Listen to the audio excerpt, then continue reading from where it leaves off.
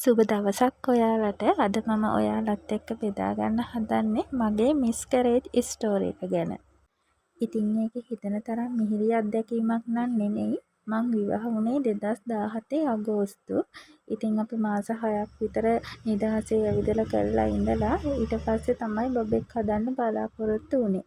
ඊට පස්සේ අපි ඉතින් අවුරුදු 2ක් විතර යනකම් බැලුවා. ඉතින් අපිට හිතුණා ඩොක්ටර් කෙනෙක්ව හම්බුනොත් හොඳයි කියලා. ඉතින් ඊට පස්සේ අපිට ආපු ප්‍රශ්න තමයි කවුද හොඳ ඩොක්ටර් කියලා. පස්සේ ඉතින් හොයලා බලනකොට ආරංචි වුණා ඩොක්ටර් අජිත් රාජපක්ෂ හොඳයි කියලා. ඉතින් අපි දෙන්නත් එක්කම කතා වෙලා එයා ගාවට ගියා.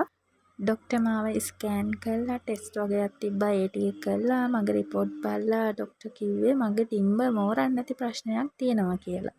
ඩොක්ටර් මට මුලින්ම කිව්වේ මගේ ඇඟේ බර අඩු කරගන්න කියලා. ඉතින් ඒ විදිහට මගේ ඇඟේ කිලෝ 64ක් වගේ තිබ්බ බර. ඉතින් කෑම පාලනය කළා, එක්සර්සයිස් කළා තමයි මට ඒ ටික කරගන්න කිව්වේ. ඊට අමතරව ඩොක්ටර් බෙහෙත් කෝස් එකකුත් පටන් ගත්තා. ඉතින් ඩොක්ටර් කියපු විදිහට මම ඒ ටික කළා. මගේ ඇඟේ බර 59ට මම අඩු කරගත්තා. ඉතින් මාස 2ක් විතර යනකොට මාව ප්‍රෙග්නන්ට් වුණා. ඉතින් මම ඒ කාල සීමාවේදී ඇඟ උෂ්ණ කෑම කිසි දෙයක් ගත්තේ නැහැ. ඇඟ සිසිල් කරන කෑම තමයි කෑවේ. මම ප්‍රෙග්නන්ට් වුණේ 2020 දී. ඉතින් ප්‍රෙග්නන්ට් වුණාට පස්සේ හරිම සතුටුයිනේ. ඒ කාල සීමාවෙදිම තමයි කොරෝනා ආවේ. ඒ දවස්වල කොහෙටවත් යන්න බෑ. ගෙවල් වලටම වෙලානේ හිටියේ. මම ක්ලිනික් ගියෙත් එකපාරක් වගේ තමයි. ඉතින් අවශ්‍ය විටමින් ටික, ට්‍රිපෝස ඒවා ඔක්කොම හම්බ වුණා මට. මම පළවෙනි ස්කෑන් එකට ගියෙත් සති 7න් විතර වගේ තමයි මට මතක. බබාගේ හાર્ට් බීට් බලලා බබා හොඳින් ඉන්නවා කියලා ඩොක්ටර් කිව්වා. ඩොක්ටර් තව අපිට විටමින් වගේකුත් දුන්නා. ඉතින් ඒ විදිහ මගේ ඇඟට අපහසුතා ආවා. ආයේ අපිට ඩොක්ටර් එන්න කිව්වේ මාස 3 පහ වුණාට පස්සේ ස්කෑන් එකට. මේ කාලේ කොරන්ටයින් නිසා ගෙදරට වෙලා හිටියා. හැබැයි අර මට මුලින් දැනෙන අපහසුතා එන්න නැති වෙලා ගියා. මගේ හිතේ ටිකක් චකිතයක් වගේ තිබුණා ඇයි එහෙම වෙන්නේ කියලා.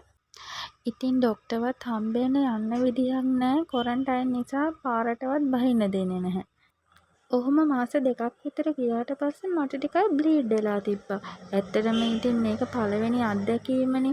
ඉතින් අමායි මහත්තයා ගොඩක් බය වුණා. බය වෙච්ච පාර අපි ටක් ගාලා ඩොක්ටර්ට කතා කරලා එවලම ගියා. ඒ වෙද්දි ඩොක්ටර් හිටියේ කොළඹ 9 මේල්ස් හොස්පිටල් එකේ. ඇත්තටම ඒ කාලේ යන්න හරිම අමාරුයි. ක්ලිනික් කාඩ් එක පෙන්න හැම චෙක් පොයින්ට් එකකින්ම අපිව නැවතුවා. කීය තමා ගියේ. එතනදි ඩොක්ටර් ස්කෑන් කරලා බැලුවා.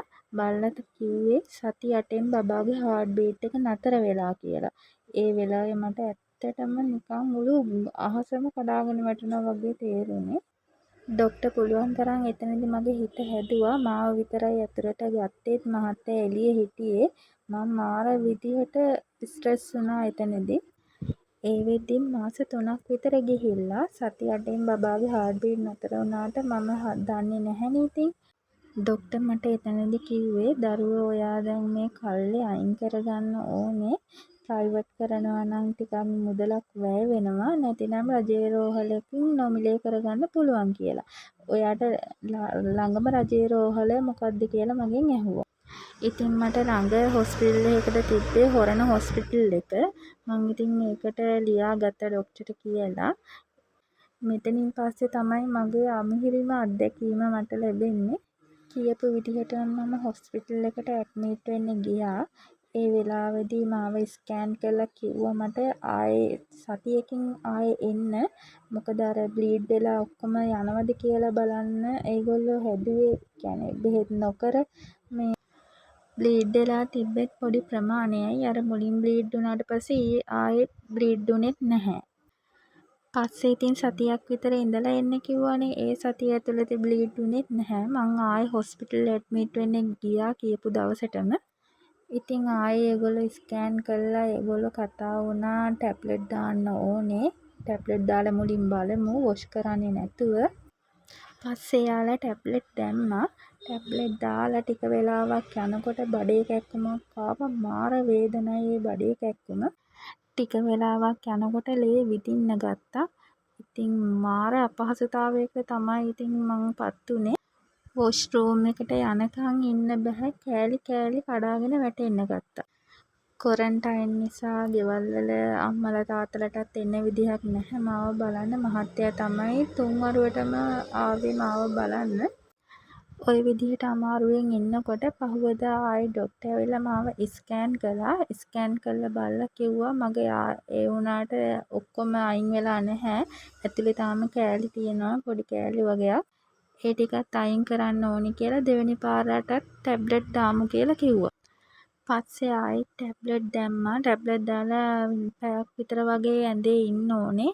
ඉතින් ඊට පස්සේ අපිට ගොඩක් ඇවිදින්න කියලා තමයි කියන්නේ. එතකොට ඇවිදිනකොට අර කෑලි ඔක්කොම මේ යනවා කියලා. බඩේ වේදනාව නම් ඇත්තටම මාර විදිහට උහුල ගන්නම බෑ ඒ වේදනාව. ඉතින් මං මේ ගෙදරට කිව්වා මිරිසොද්දක් හදලා මට ගෙනත් දෙන්න කියලා. ඉතින් හොස්පිටල් වලින් නම් දෙන්නේ නැහැ මං හිතන්නේ. මං ඒ වුණාට හොරෙන් බිව්වා. ඉතින් ඔහොම ඒ දවසත් ගත වෙලා ගියා. පහුවදා උදේ ආයෙ ඇවිල්ලා ඩොක්ටර් ස්කෑන් කරා. ඩොක්ටර් කිව්වා තාම අයින් වෙලා නැහැ. තව පොඩි කෑල්ලක් තියෙනවා ඇතුලේ කියලා. පොඩි ඩොක්ටර් තමයි බලලා කිව්වේ. ලොකු ඩොක්ටර් ආවහම ආයෙ අපි බලමු කියලා කිව්වා. ඊට පස්සේ ටික වෙලාවක් යනකොට ඩොක්ටර් ආවා.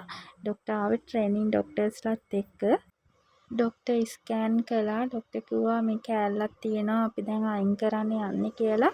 එතන හිටපු නර්ස්ට කිව්වා මෙහෙම මං හිතන්නේ අඬුවක්ද මොකද්ද මන් දන්නේ නැහැ හරියටම. ඒක දාලා ට්‍රේනින් ඩොක්ටර්ස්ලාත් හිටියා වටේට. ඉතින් එයාලටත් පේන්න මේ අර හිර වෙලා තිබුණ කෑල්ල ඇදලා ගත්තා එළියට. ඒ වෙලාවේ ලේ විද්දා. ඉතින් ඇත්තටම මං මාර දුකක් වින්දේ මේ විදිහට දවස් 5ක් හොස්පිටල් එකේ ඉඳියා. මේ අත්දැකීමත් එක්ක ඉතින් මට හිතුනේ ප්‍රෙග්නන්ට් වෙන එකත් ලේසි දෙයක් නෙමෙයි කියලා. ඉතින් මේන් නතර වුණෙත් නැහැ. ඊළඟ අත්දැකීමත් මගේ ඇත්තටම අමිහිරි අත්දැකීමක්. දෙවෙනි ප්‍රෙග්නන්සි එක. ඉතින් ඒක ගැනත් මං ඔයාලත් එක්ක කතා කරන්නම්. ඉතින් මාත් එක්ක දිගටම රැඳිලා ඉන්න.